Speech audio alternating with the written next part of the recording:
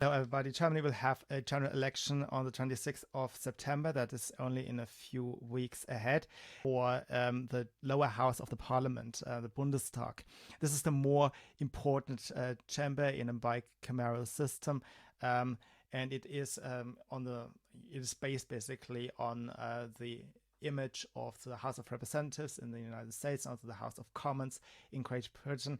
So it is the more important chamber, the one that produces the most initiatives for the laws and so on. The power is usually centered in that chamber. We also have an upper house, the Bundesrat, but that is composed of delegates from the states and is not elected in that election.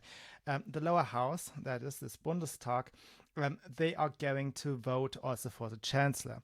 In Germany, we usually vote for the chancellor and accidentally vote the parliament alongside of it. This is not how it should be done in a system where you separate the powers, but this is the reality here. If you ask people what they vote, they never say, well, we vote for the member of parliament X. They always say we vote for the chancellor candidate Y, even though the chancellor is not actually technically running for office, only the MPs are.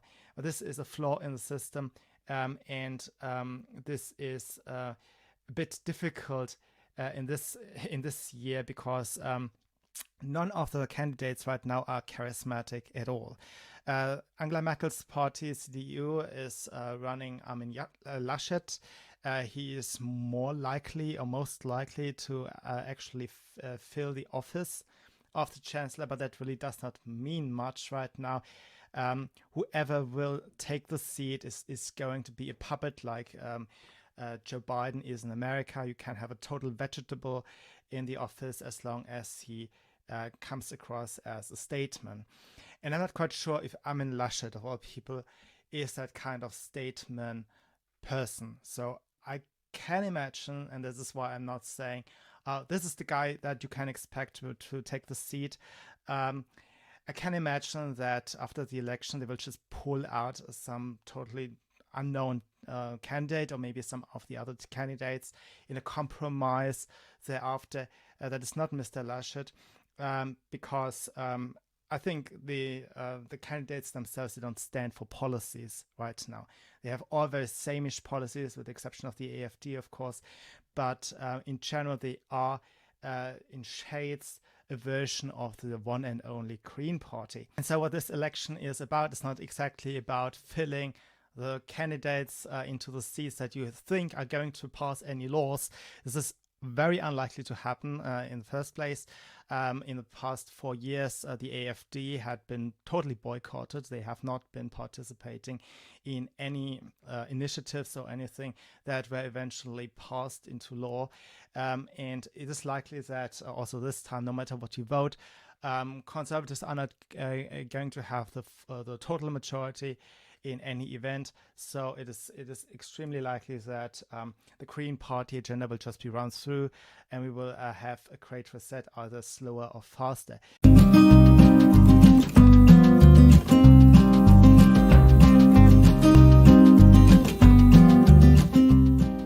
So what we are left with as voters is to use the vote as our voice to at least signal to the powerful elites that we want something else. And this is where the Green Feces campaign comes in. They are propping up posters, large posters, all across the cities to inform people that you can actually have different opinions from the Green Party. This is not represented in the media, and it took the AfD for ages. I would say they are still not there to even try to gain the public space. Your average citizen does not hear from the AfD. I, who am fairly conservative-minded, who is looking into a lot of the policies that the AfD is usually concerned about, barely come across anybody from the AfD talking about similar issues that I care about. They are non-existing in the public sphere, and I've made an entire video actually about it a couple of months ago by now, talking about their unwillingness to kind of just plaster posters and saying we are not okay with this policy or that policy, and this is the backdrop, this is the biography of this politician, of that politician, of this media personality, of that media personality. They are not doing this. Your average person does not hear anything from the AfD at all. This is not only the fault of the AfD. There are media outlets that are heavily left-leaning, actually all of them, with very few exceptions, the conservative exceptions that are vilified, like Breitbart is in America, for example. And those don't really communicate to the normie, the person that doesn't really pay much attention. So what we see is that the public space is basically filled with Green Party ideology, and you cannot escape it, no matter what show you watch on TV, what radio channel you turn on. It is omnipresent, particularly on the elderly citizens that don't use the internet very often, that are not very savvy with the computers. They have a monopoly of power. And that goes as far as telling people that insects are dying out. That's my favorite example, because no other people on the entire planet is stupid enough to believe that insects are dying out. But they are weighing captured insects. I'm not kidding. They are weighing captured insects, and they extrapolate some data and claim that insects as a species, as a family of species, the most successful family of species on the planet, is dying out, and is somehow exclusively dying out in Germany, apparently.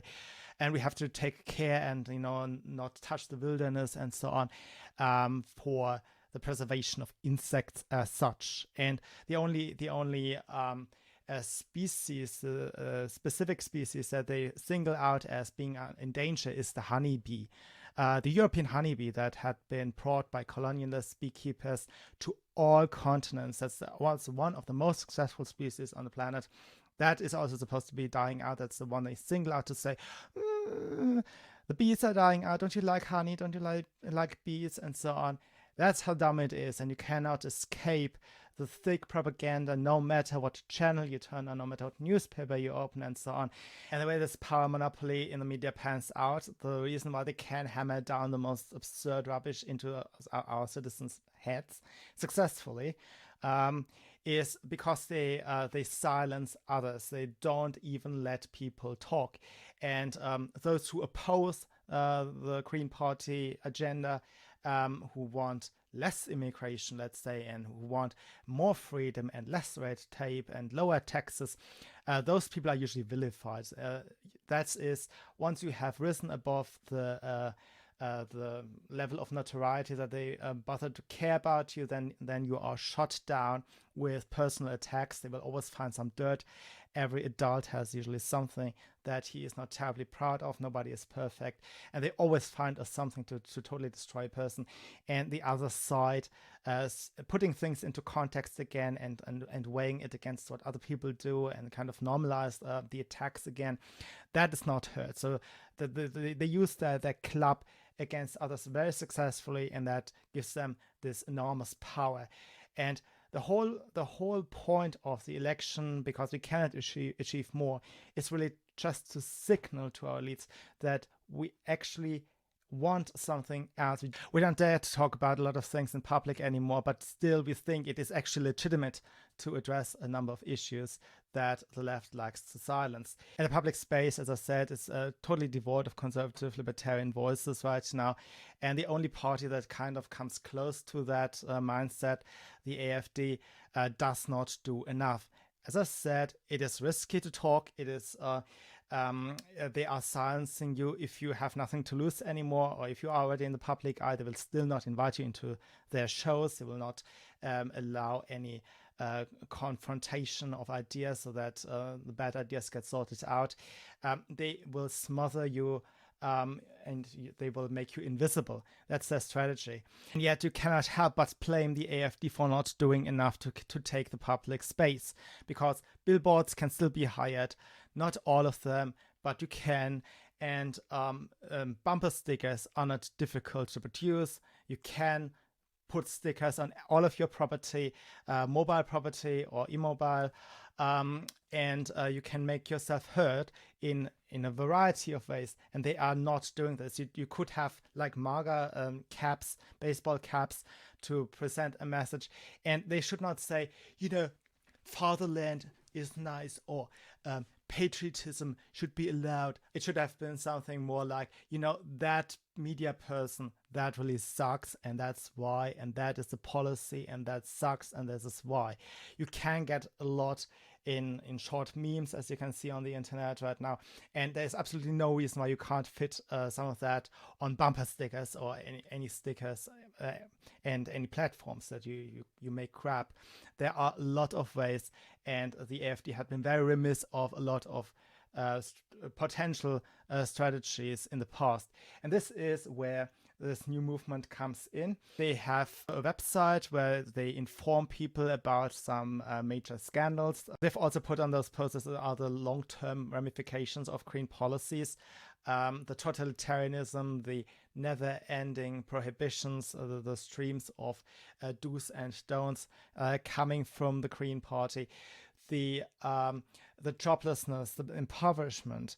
People don't have that in mind. They think, okay, if I can't speak about topic A, I will just talk about the weather. No, that's not how it works. If you cannot talk about things, you don't learn about the things that are going on around you. And even if you're not in an important decision-making position, then other people are, and they need a free flow of information coming from all sides. And if you cut off the flow of information, that leads to bad decision making on all levels of society. So that is a huge danger.